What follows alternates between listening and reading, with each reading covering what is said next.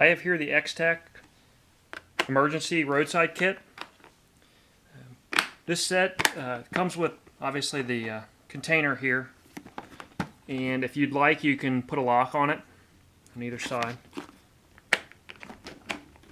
So I'll open this up and I'll show you what's inside and give you an idea of what's included, how it works, and then go over some of the pros and cons.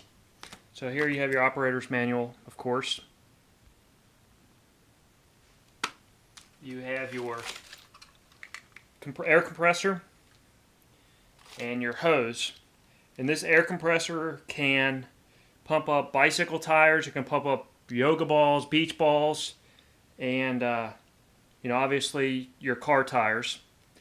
The one thing I'll note about this, you don't want to use it for an extended period of time, let's say over 10 minutes, because this does heat up, and it's not meant for heavy use. It'll get your tires pumped up on your car, your truck, but don't go any longer than 10 minutes because it could ruin it.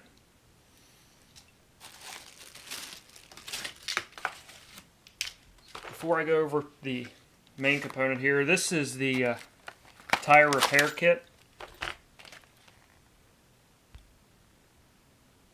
So if you get a nail, a screw, anything in your tire, you can use this tool here to pull it out.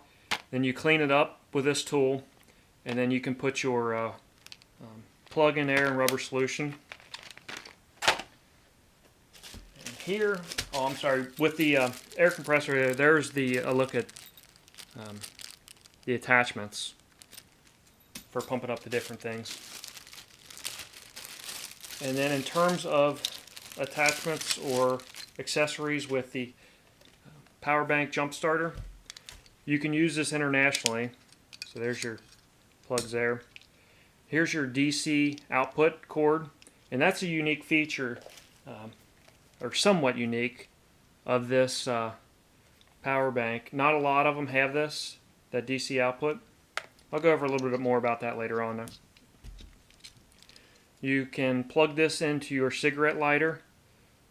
It's not going to, be able to extend all the way to your tires or your battery. So you want to make sure you have your power bank charged up as full as possible, definitely above 50%. You don't want to jump start your battery with a low battery, and typically you have to do that recharge it after every 6 months. Sometimes before then if you're in cold weather, and that's true with any battery like this jump starter. And in terms of time to charge, it takes about 3 to 4 hours, and that's actually really good. I've got a 15,000 milliamp hour power bank that I use in emergencies or anything like that, and this takes 8 hours, a full 8 hours, and it's less capacity. So this does charge quickly, and it comes charged. In terms of attachments, you've got your USB input, and your output here is you got your Apple cable. You've got your micro SD. You've got your mini SD, and then I think if these are for your old iPods or anything like that. So that's a look at everything else that's included. Now the main component here is obviously your jump starter. So here's a look at some of the input outputs. So you got your on-off button, your input for your DC, and again 3 to 4 hours charging. Got your USB outputs if you want to charge your phones or anything like that.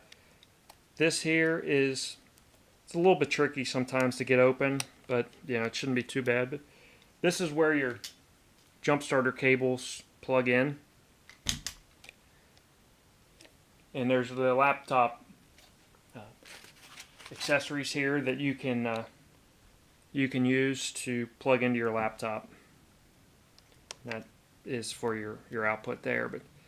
And then finally you can change your DC output levels from 12 volt, 16 volt, 19 volt. And I'll show you here. The different volts have different amp outputs. So your 12 volt has 2 amp output, your 16 volt has 3.5 amp, your 19 volt has 3.5 amp. So, and again, you can change that. Now, you can turn your light on by holding it in for about 3 seconds, and you turn it off by holding it in 3 seconds. Now, the instructions are actually wrong. It has a strobe feature, but you know it says to short press it. You actually double tap it to turn it on and off. So that's a little confusing at first, but you know once you figure that out, it's not too bad. So the pros about this is a really nice compact, it's relatively compact power bank and jump starter. It has a lot of uses. It's great for emergencies. One of the bad things is this is all plastic case.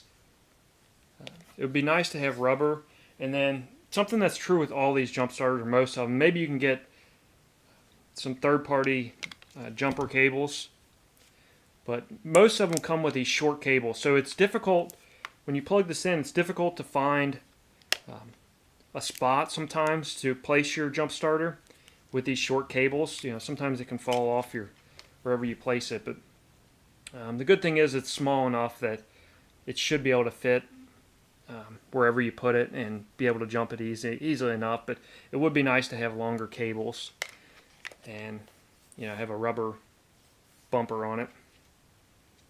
And then obviously the light situation, having a different button for your lights and your DC outputs would be nice. But other than that, it's quite handy, and you're able to jump start even SUVs, 6.3 liter gasoline engines or 5.2 liter diesel engines. Up to that, I would say, is probably about as high as you want to get. But so if you got cars, most pickup trucks, things of that nature, it does a good job of jumping those.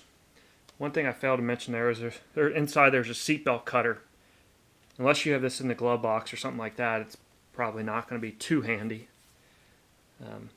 So that's a quick look at it. I hope this review was helpful. If you have any questions, comments, or concerns, please feel free to leave them below, and I would be happy to answer them. Thanks.